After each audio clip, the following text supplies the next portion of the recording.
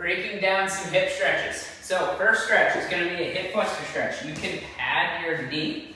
What I'm going to have you do here is tuck your hips under, so I'm trying to eliminate arching my back, squeezing my butt, and then I'm going to drive my hips forward as far as I can without letting myself arch while keeping my hips tucked.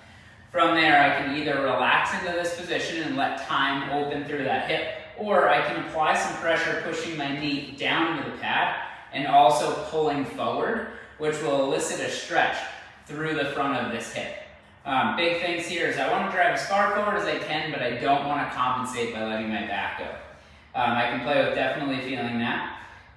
You can hold there, the longer the better, but I'd rather you get in something than nothing, so just get in what you can.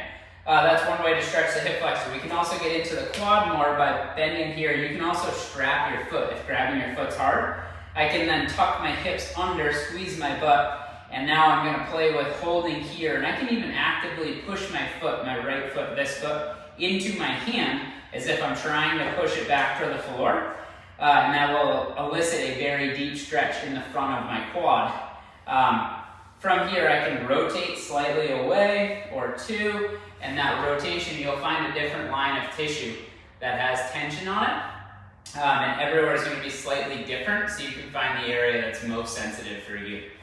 Then toward hamstrings, what I can do is I can then straighten the leg, keeping a soft knee. Then I'm going to keep my chest upright, and I'm going to hinge my hips back. And as I do, I'll elicit a stretch through my hamstring.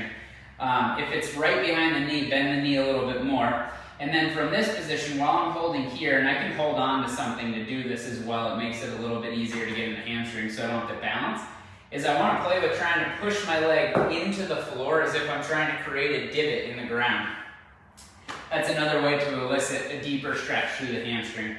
So you can play with that. And then the final piece, last two pieces, is going to be a figure 4 stretch. And it's nice to have a box or a wall to lie against. So I'll be here. Then from there, what I can do is I can cross one foot over the opposite thigh. Then I'm going to drive my butt into the ground. If I can, I'm actually going to play with trying to arch my back, as that creates a deeper stretch to the outside of the hip. If my hips are up, just scoot further back from the wall, because I want to make sure that my butt can stay driven into the ground.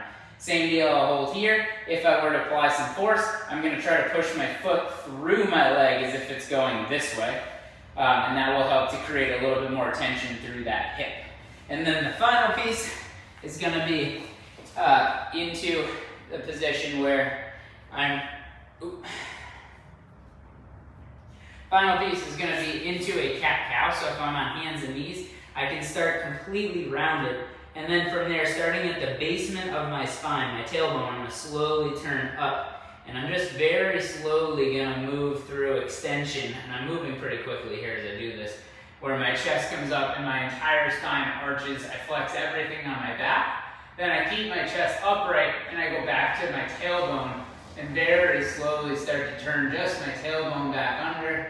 And I try to each vertebrae independently work on rolling my hips under and coming back into a fully flexed position.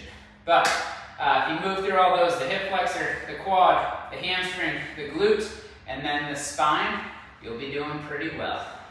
Thank you so much.